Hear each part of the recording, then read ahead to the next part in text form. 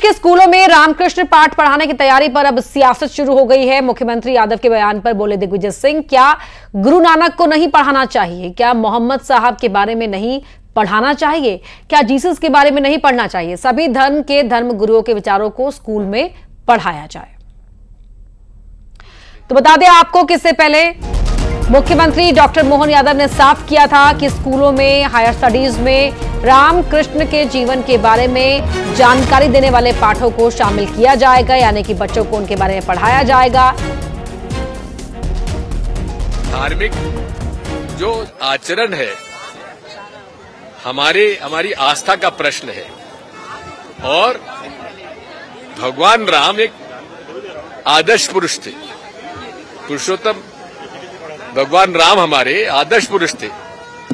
कृष्ण भगवान हमारे एक आदर्श, मैं कहता हूं कि ये राजनेता तो मैं नहीं कहूंगा उनको, वो सही प्रकार के एक विचारक थे।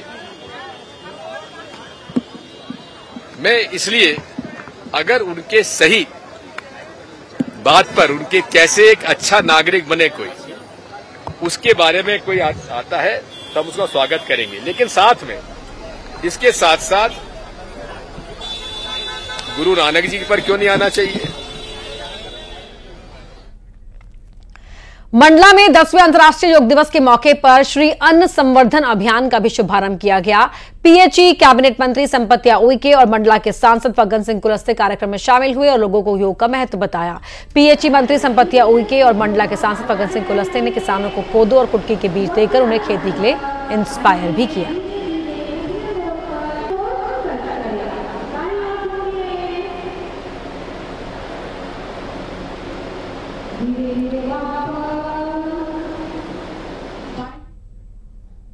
छत्तीसगढ़ के सूरजपुर जिले में भूगोल का एक ऐसा रहस्य छिपा है जिसका सरोकार पूरी दुनिया है, लेकिन ज्यादातर लोग इस जगह से अनजान हैं। 21 जून इस जगह के लिए खास महत्व रखता है, तो आइए जानते हैं जगह कौन सी है और यहां कौन सा ऐसा भौगोलिक परिवर्तन होता है जिसका प्रभाव पूरी दुनिया पर पड़ता है।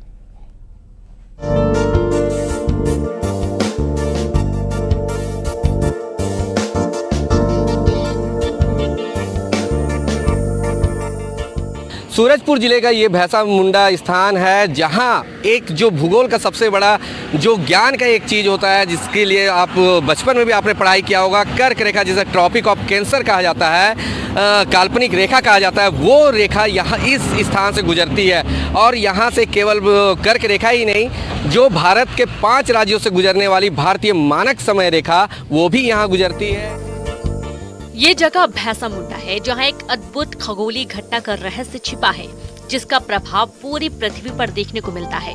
21 जून को सूरजपुर जिले के भैंसा मुंडा में कर्क रेखा और भारतीय मानक समय रेखा दोनों एक दूसरे को क्रॉस करते हैं, जिसका प्रभाव भैंसा मुंडा में देखने को मिला है। यहाँ 21 जून को खड़े इंसान को अपनी परछाई नजर नहीं आती।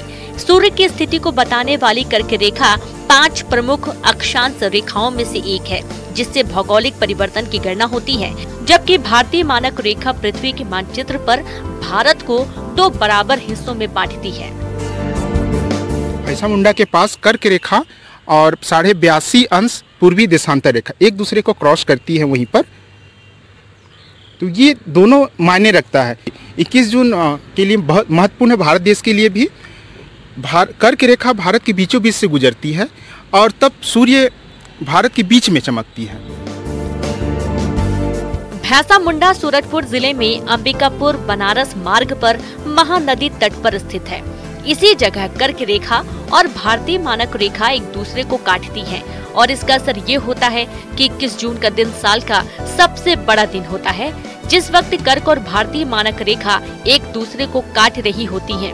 उस वक्त सूर्य यहाँ कर्क रेखा के ठीक ऊपर होता है। यही वजह है कि इस दिन दोपहर में यहाँ खड़े इंसान को अपनी परछाई नहीं दिखाई देती।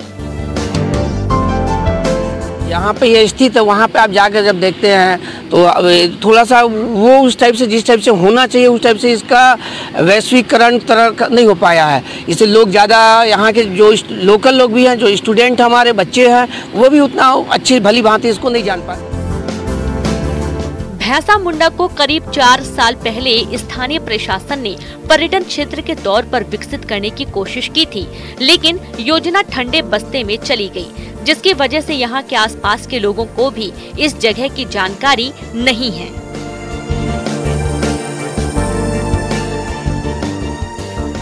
मुझे तो अभी मतलब इंडियन स्टैंडर्ड टाइम पढ़ाया नहीं गया है, अभी 7th में मैं देखा हूँ, अभी हमारी मैम पढ़ाएंगे उसको। जिस खगोलीय घटना को छात्र किताब में पढ़ते हैं और प्रतियोगी परीक्षाओं में इससे जुड़े सवाल पूछे जाते हैं, छात्रों में इस रहस्यमयी घटना को जानने की उत्सुकता होती है। वो भैंसा मुंडा गुमनाम है, जरूरत है इसे वैश्विक स्तर पर पहचान दिलाने की। वरुण राय, न्यूज़ 18, भैंसा मुंडा, सूरजपुर। यहाँ रुक रहे एक छोटे से ब्रेक के लिए, खबरें जारी हैं।